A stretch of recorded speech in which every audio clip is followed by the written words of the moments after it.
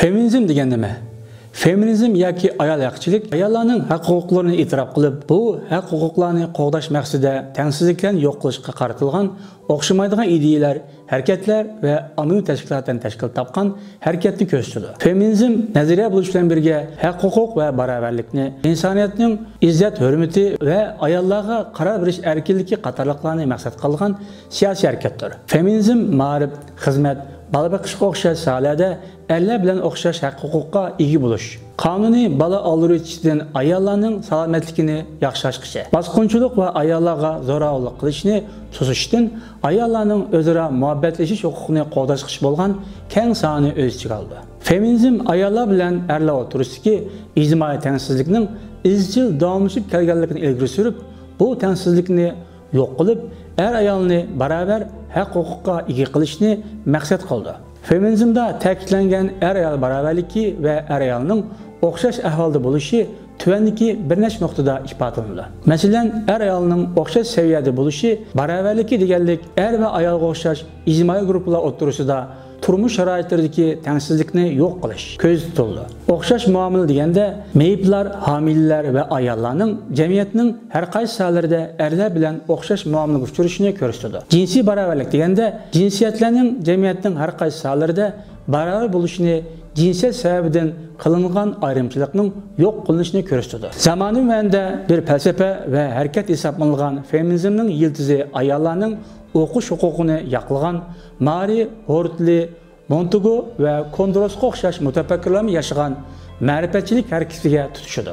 Ayollar uchun tunji ilmiy tadqiqot organi 18-asrda Gollandiyada qurilgan. Feminizm 19-asrda ayollarga adolatsizlarcha muomala qilinganligiga doir tushunchalar ulg'aygan sari tashkillik harakat holatiga kelgan edi. Feminizm harakati u yillarda islohotchi harakatlar qatoridan o'rin oldi. Bu harakatda feministi nomini bergan kishi utopiyachi sotsialist Charles Fourierdir.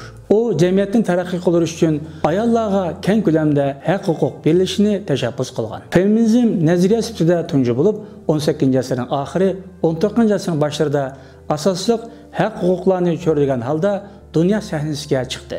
Dastlabki vaqtlarda asosli haq-huquqlarga nuqul erlarningla ega ekanligi qarshi bor edi. Chunki jamiyatda ata-urug'tarchilik an'anasi hukmron o'rinda turadi. Bu an'anaga qarshi Fransiyada noroziliklar paydo bo'ldi. 19-asrning oxirgi yillarida nurg'un Yevropa davlatida, Amerika va Avstriyada feminizm bo'libmi ayollar harakati keng ko'lamli qo'zg'aldi.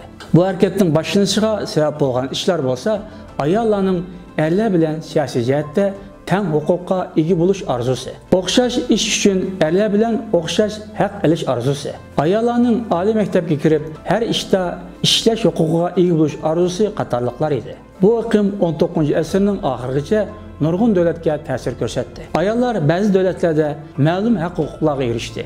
20-asrga kelganda ayollarning haq-huquq doirasi texnik kengaydi. Feminizm harakatlarini tunji to'lqin feminist harakati. 1960-yillardan keyingi feministlarni ikkinchi to'lqin feminist harakati. Hozirgi yangi avlod feministlarning harakatidan bo'lsa, 3-to'lqin feminist harakati deb ayirishga bo'ldi. Tarixiy taraqqiyot jarayonida feminist ideologiyalar boshqa iqlimlarga o'xshash farqli turlarga ayrilgan. Masalan, liberal feministlar oila huquqini yoqlash bilan birga oiladagi ish taqsimotida ayol barobarlikni tashabbus qildi. Ayol va bir oilada bir-birlarining yordamchilari va to'liqlovchisidir. Liberal feministlar oilani qo'g'dashga tegishlik ijtimoiy muassasa deb qaraydi. Liberal feministlar ayollarga saylash va saylash huquqi berilishini, xizmat o'rinda fursat barobarligi berilishini, erlarning ayollarning ustidagi hukmronlikni yo'q qilishni tashabbus qildi. Liberal feministlar yana ayollarga erlarga o'xshash ijtimoiy, iqtisodiy va siyosiy sohalarga qatnashishni, hatto ayollarning erlardek askar bo'lishni tashabbus qildi. Sotsialistik feminizm ayolning erkinlikka erishish uchun atılık urug'tashlik ijtimoiy qurumlar va bularni qo'llaydigan kapitalist tuzumning yo'q qilinishini tashabbus qildi.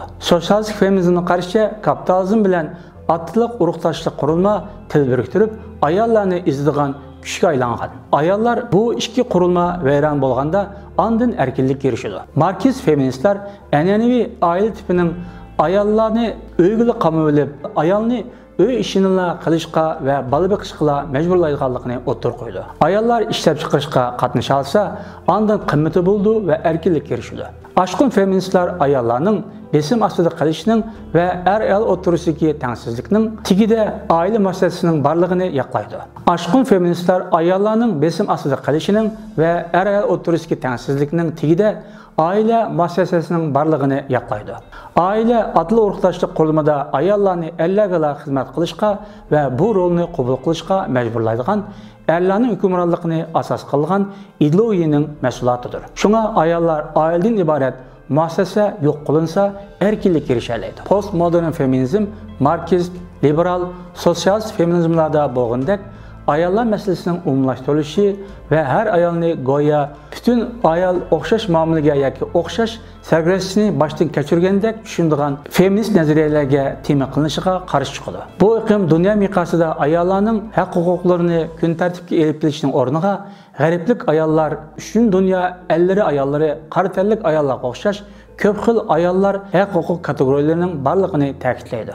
Yuqoriqilardan boshqa yana ekofeminizm, Fransız feminizmi, lezbiyan feminizmi, İslamcı feminizm, maddi feminizm, mevcutluqçı feminizm, cinsi erkinlikni tashabbus qilgan feminizm, post-mustamlika feminizm, Amazon feminizm, kültür feminizm, anarko feminizm, üçüncü to'lqin feminizmi, ayolchilik feminizmi, Kürt feminizmi qatorliq feminizm iqinrim var. Feminizmning barliq voqea-hadislarga jinsiyat nuqtasidan qarshi feminizmning barliq voqea-hadislarga cinsiyet nuqsatıyla qarşı turuşu qattiq tanqidlandi.